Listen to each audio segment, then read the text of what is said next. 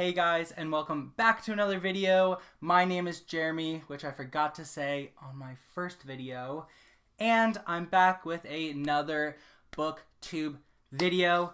I know after the booming success of my first video, I just knew I couldn't stop. I had to keep producing content, and that's why I'm here now. But in all seriousness, I'm here to talk about my April reads, all the books I read in the month of April. The thing with April is that I gave myself this unique TBR challenge where I got all of my small, short books and I read them all in the month of April, and I added a few on for fun, and I thought I would talk about them and what I rated them. The first book I read this month is Anniebot by Sierra Greer, and this was one of my book of the month picks, and I was really excited to read this because I thought it promised this really unique look at kind of what it takes to be human and kind of a sentient robot gaining consciousness.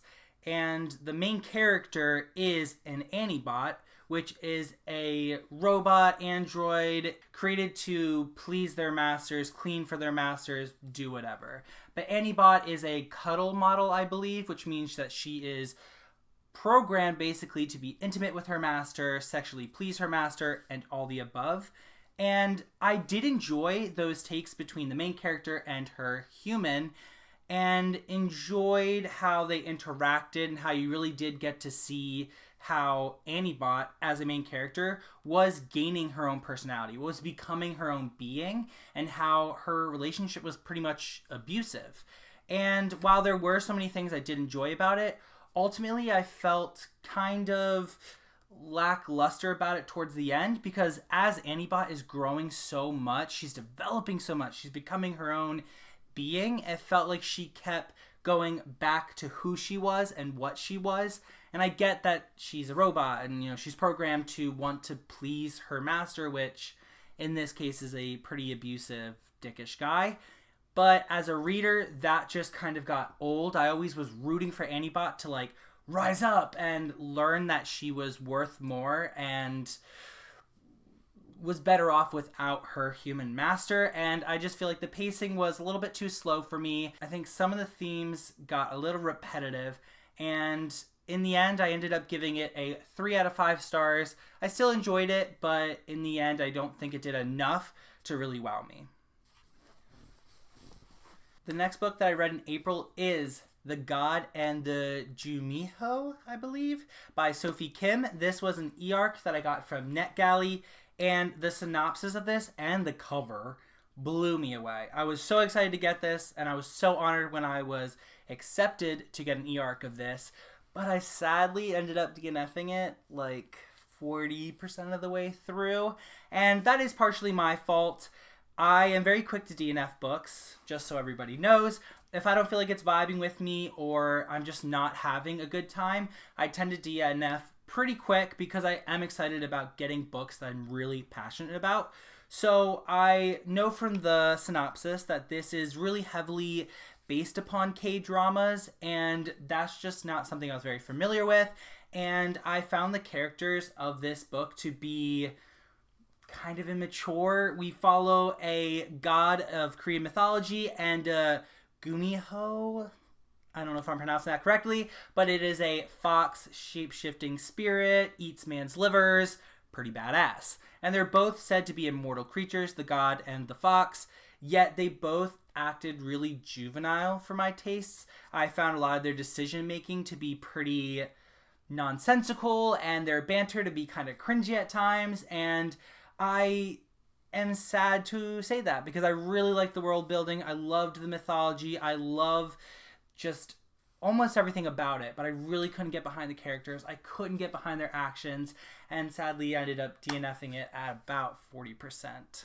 Next, I read Chlorine by Jade Song. This is a coming-of-age story about a young girl who wants to be the best at swimming. She is very competitive. She wants to prove that she is worth just all the money and effort that has gone into her lessons and her hobby, and it is a unique tale of where obsession can take you, because it does kind of slide into some horror elements. especially towards the end of the book. And I did find that a little misleading because I feel like the synopsis and some reviews made me feel like it was going to be more grotesque or more horror. And I found that it was more just coming of age right up until the very end. And we get a very specific and graphic moment that was well done and did keep me engaged towards the end.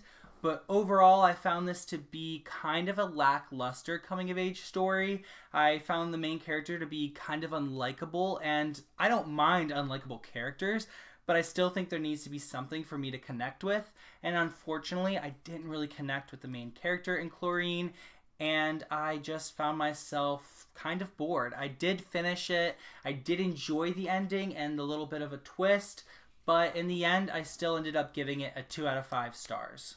The next book that I got to in the month of April is Legends and Lattes by Travis Baldree. This was great. It was a great, great book. I was a little hesitant because I've seen so many people rave about it, and I was just worried that it was kind of one of those TikTok hyped books that was going to leave me wanting more and a little disappointed, but that was not the case here. This book is about an orc that basically just wants to hang up her sword and try something different with her life. And so she opens up a cafe. And it is charming. It is whimsical. It has all the fantasy elements you love in a fantasy book. But yet the stakes are low. They're comfy. It's just so heartwarming. I loved all of the characters in this book. I love the little mouse baker, who I can't remember his name right now. And that feels so wrong to me. But I love him. I would do anything for him, but apparently not remember his name. But this book was fantastic. It was just a really pleasant read. I didn't find myself on the edge of my seat. I found myself able to relax and get to know these characters and care about them. And I was just so pleasantly surprised by this one. I ended up giving it a 4 out of 5 stars, and it's definitely going on my shelves. I'm definitely keeping this one around. Another book that I put on my April TBR was Starter Villain by John Scalzi. This is about a substitute teacher whose uncle dies and leaves behind his business for his nephew to inherit. What is this business, you ask? Well, it might just be being a supervillain. And our main character goes from taking care of kids in a school to learning how to be a nefarious figure and twirling mustaches and petting cats and, the things villains do. And while the writing is funny, because there are talking dolphins that swear at us, there are typing cats that may or may not buy you a house, and great dialogue, I just didn't find that the humor always clicked with me. And while there was a plot line, I felt that I sometimes didn't really understand what was going on or it didn't really make sense to me. And I think those two things together just kept me not always fully able to connect with the story. I ended up giving it a 3 out of 5. I did have a good time. I did laugh at points. I just didn't think that it was 100% for me. And yeah, I just gave it a 3 out of 5 stars. A quick ad that I did to this month was Dandadan Volume 7. It came out this month. Obviously, I read it right away. I love Dandadan so freaking much. Dandadan is a ongoing manga series about a girl who didn't believe in aliens and a boy who didn't believe in ghosts. And the two try to prove to one another that their crazy beliefs exist. And just what goes on from there is wild. It is epic. It is so funny. It is so heartfelt. It's just one of those manga series that I got obsessed with. I am continually obsessed with, and every time a new manga volume comes out, I buy it, I binge it, I love it. This was a 5 out of 5 for me, and the series just keeps going. It just keeps going and being amazing and just blowing me away, and it is just so dumb, so heartfelt. I just love it. I just love it. It's great. That's great. The next book I read in April is Unlikely Animals by Annie Hartnett. This was a really heartfelt book. Our main character went to the West to try to go to medical school, try to figure her life out, try to become successful, and ends up returning home to the East Coast once her father is diagnosed with a rare brain disease.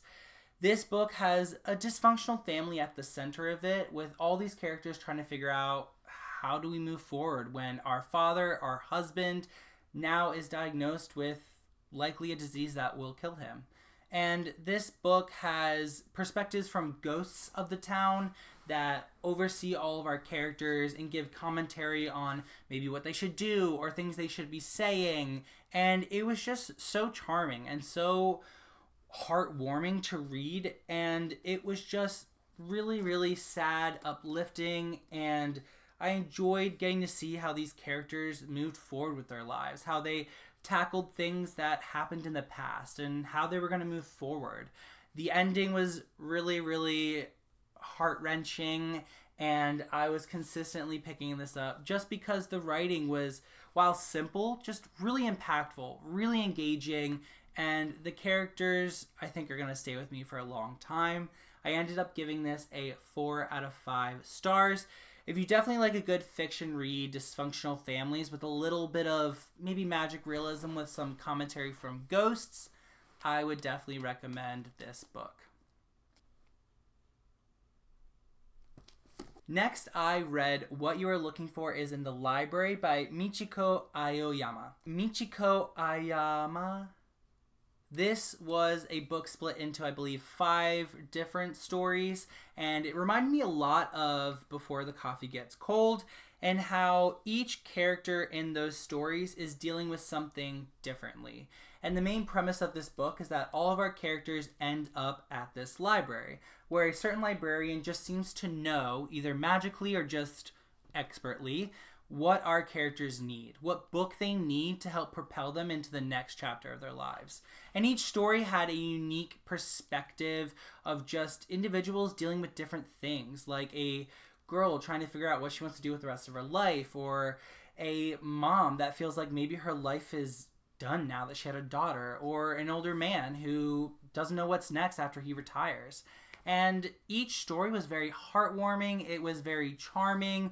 There were so many quotable and powerful passages that were just so simple and yet so eye-opening and just made me really stop and reflect on my own life. I actually was listening to this on Audible and ended up pausing at times just to grab the physical copy and really soak in what I was reading, because it just felt very wise and very just engaging. And I know I'm saying engaging so much, but I really, really enjoyed this book. It was just such a nice treat, and it's a book that I think I will be coming back to when I just need a little pick-me-up and maybe just a little encouragement for the struggles of life.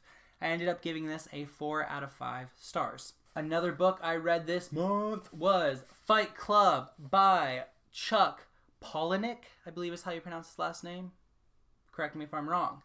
Fight Club, I'm sure everyone has seen the movie. I bought the book because I saw the movie and I wanted to read the book.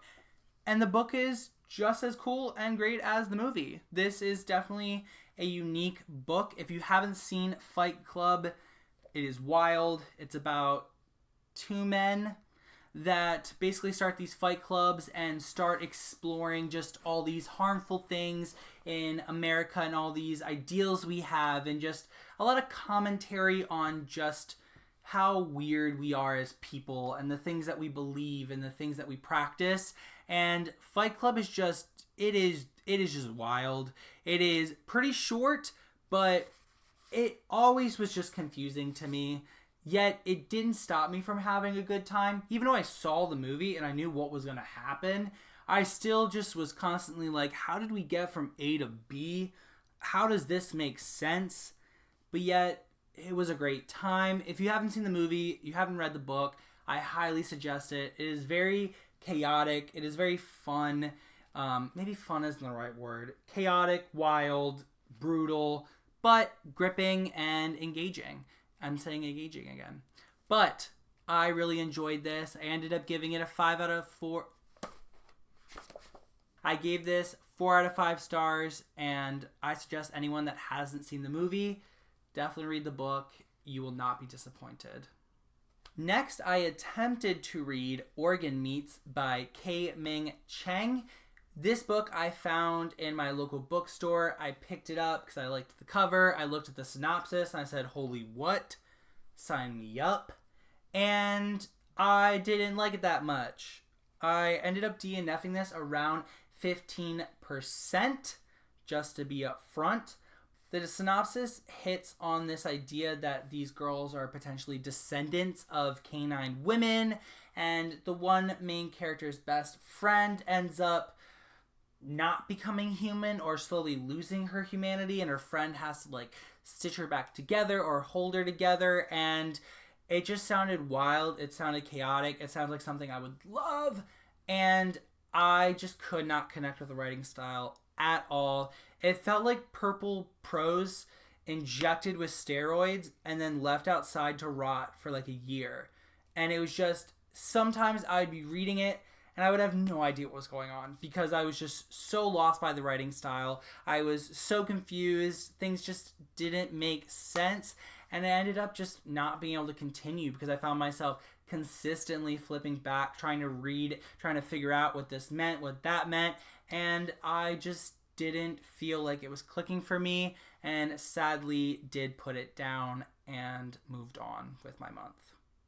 So those are all the books that I read in April. I was really proud of the amount that I got to read. I was really proud of being able to go through so many books, and I'm really looking forward to May. I'm really looking forward to what I could potentially read.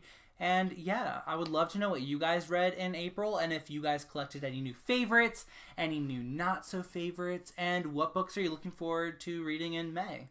And until next time, guys, keep reading, and bye.